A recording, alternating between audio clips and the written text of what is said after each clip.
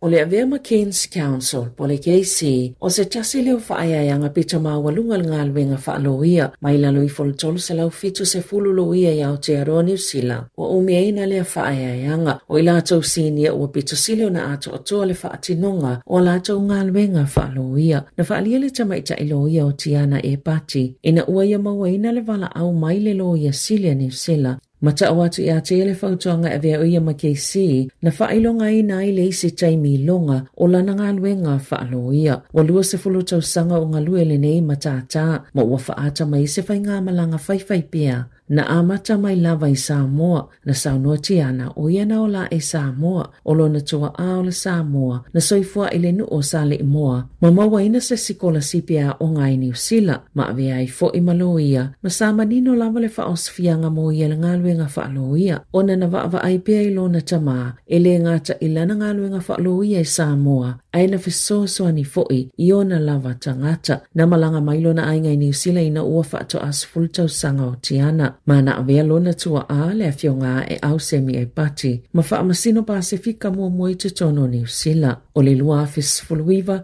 na avea I Tiana e pati ma Preston o le Society aloia I New Zealand. Ma avea I maulua I Pasifika mua ai o le tamaita I loia lona whafo I lea. Wa umia ina lea tulanga tofi I le tala wha asolopito o le wha la potopotonga po le Society aloia a New Zealand.